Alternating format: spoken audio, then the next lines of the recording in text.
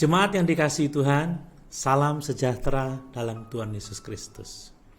Kembali bersama dengan saya dalam program Renungan Eklesion, dan kita masih akan merenungkan firman Allah dalam Yohanes pasal 20 ayat 1 sampai ayat yang ke-10, yang melaluinya kita akan melihat bukti-bukti kebangkitan Kristus. Pada kesempatan ini kita akan melihat bukti kedua dan ketiga dari kebangkitan Tuhan Yesus, yaitu kain kapan dan penampakannya. Mari kita baca lagi Yohanes pasal 20 ayat 1 sampai yang ke-10. Demikian firman Tuhan. Pada hari pertama minggu itu, pagi-pagi benar ketika hari masih gelap, pergilah Maria Magdalena ke kubur itu, dan ia melihat bahwa batu telah diambil dari kubur.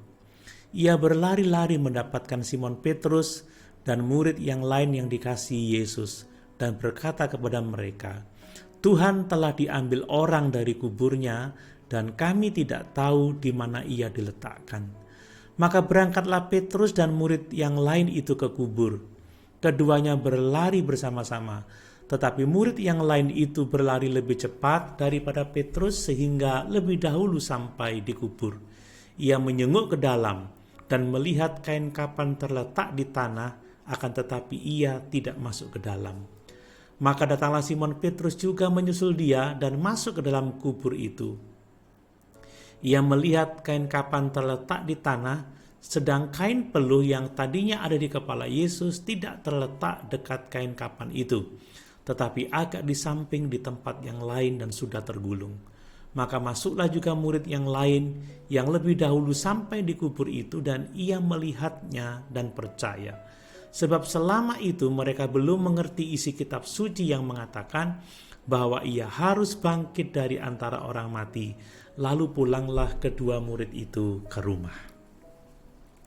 Jemaat yang dikasihi Tuhan, bukti kedua dari kebangkitan Yesus adalah kain kapan. Yohanes menjelaskan lebih rinci tentang kain kapan ini daripada yang ditulis di Injil-Injil yang lain. Dalam menceritakan kisahnya, Yohanes menggunakan 3 kata Yunani yang berbeda yang berarti melihat. Ketika Yohanes pertama kali tiba di kuburan, dia menyenguk ke dalam dan melihat kain kapan tergeletak di sana, tetapi dia tidak masuk. Dia menggunakan kata Yunani blepo yang berarti melihat. Tetapi ketika Petrus sampai di sana, dia masuk ke dalam kubur dan melihat kain kapan. Kata melihat digunakan kata Yunani theoreo yang berarti melihat dengan cermat atau seperti orang yang memeriksa sesuatu dengan teliti. Akhirnya Yohanes masuk, melihat dan percaya. Kata melihat di sini menggunakan kata Yunani horau yang berarti melihat dengan pengertian.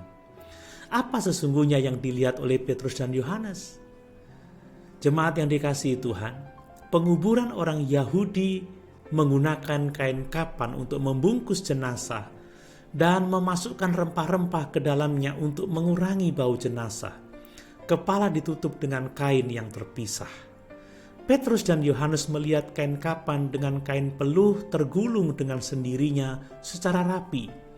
Tetapi tubuh Yesus sudah tidak ada. Perampok makam tidak akan meluangkan waktu untuk melepas kain kapan di tempat kejadian, tetapi akan mengambil tubuh dengan kain kapan dan pergi. Atau jika mereka telah melepaskan kain kapan, mereka akan membiarkannya berantakan. Jemaat yang dikasihi Tuhan, ketika Yesus membangkitkan Lazarus dibangkitkan dalam tubuh lamanya yang masih tunduk pada penyakit dan kematian. Jadi Lazarus tetap dibungkus kain kapan dan dibantu orang lain untuk melepaskan kain kapan itu. Tetapi Yesus dibangkitkan dengan tubuh kebangkitan yang tidak lagi tunduk pada kematian, sehingga kain kapan tidak bisa menahannya. Tubuh baru itu adalah tubuh fisik, namun dapat melewati kuburan yang tertutup, membiarkan kain kapan dan kain peluh dikubur dengan utuh. Tuhan Yesus kemudian bisa melewati pintu yang tertutup tanpa membukanya. juga muncul dan menghilang secara tiba-tiba sesuka hatinya, sebagaimana dicatat dalam Yohanes pasal 20 ayat 19, ayat 26, Lukas 24 ayat 15 dan ayat 31. Kain kapan adalah bukti kebangkitan Yesus dari kematian. Bukti ketiga dari kebangkitan Yesus adalah penampakannya setelah kebangkitan. Yohanes mencatat ada 4 penampakan Tuhan Yesus setelah kebangkitannya. Kepada Maria Magdalena dicatat dalam pasal 20 ayat 11 sampai 18. Kepada para murid kecuali Thomas pada pasal 20 ayat 19 sampai 23. Kepada para murid termasuk Thomas pada pasal 20 ayat 24 sampai 41, dan kepada 7 murid di tepi laut Galilea pasal 21 ayat 1 sampai ayat yang ke-25. Paulus menyebutkan beberapa penampakan lain, termasuk kepada lebih dari 500 orang pada satu waktu. Banyak di antaranya masih hidup ketika Paulus menulisnya dalam 1 Korintus pasal 15 ayat 6 sampai 8. Keadaan yang bervariasi dari orang-orang yang menjadi saksi menunjukkan bahwa apa yang mereka lihat bukanlah halusinasi atau penglihatan yang bukan-bukan. Bahkan Thomas yang awalnya skeptis menjadi yakin ketika dia melihat Tuhan yang bangkit itu. Perhatikan bahwa ketika murid-murid Yesus memberitakan kebangkitan, mereka melakukannya sebagai saksi mata, tatkala banyak saksi lain yang melihat peristiwa kebangkitan Tuhan. Dengan demikian, kesaksian mereka benar, dapat dipercaya, dan seandainya kesaksian mereka adalah dusta, maka akan mudah dibantah oleh pihak lain dengan menunjukkan di mana tubuh Yesus berada. Mungkin ada orang yang membantah kebangkitan Yesus dengan mengatakan bahwa laporan kebangkitannya semuanya diberitakan oleh orang percaya. Mengapa Yesus tidak menampakkan diri kepada orang-orang yang tidak percaya sehingga mereka menjadi percaya? Petrus menyinggung hal ini ketika dia berkhotbah kepada orang-orang bukan Yahudi yang berkumpul di rumah Kornelius, sebagaimana dicatat dalam Kisah Para Rasul 10 ayat 40 sampai 41. Demikian, Yesus itu telah dibangkitkan Allah pada hari yang ketiga, dan Allah berkenan bahwa ia menampakkan diri bukan kepada seluruh bangsa, tetapi kepada saksi-saksi yang sebelumnya telah ditunjuk oleh Allah, yaitu kepada kami yang telah makan dan minum bersama-sama dengan dia setelah ia bangkit dari antara orang mati.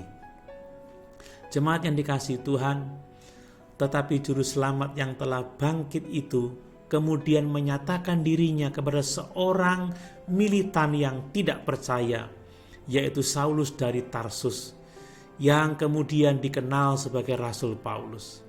Satu-satunya cara untuk menjelaskan pertobatan dramatis Paulus adalah bahwa dia melihat Tuhan Yesus yang telah bangkit. Tapi Yesus menunjukkan rahmat yang tidak biasa. Biasanya Tuhan tidak menyatakan dirinya kepada para skeptis yang sombong, terutama ketika mereka telah menolak terang yang telah dia berikan kepada mereka. Para pemimpin Yahudi telah menolak banyak saksi tentang Kristus. Jadi dia tidak menunjukkan dirinya kepada mereka setelah kebangkitannya, kecuali melalui kesaksian para rasul yang juga mereka tolak. Mereka menolak untuk datang kepada Yesus untuk menerima hidup, jadi mereka diserahkan pada penghakiman.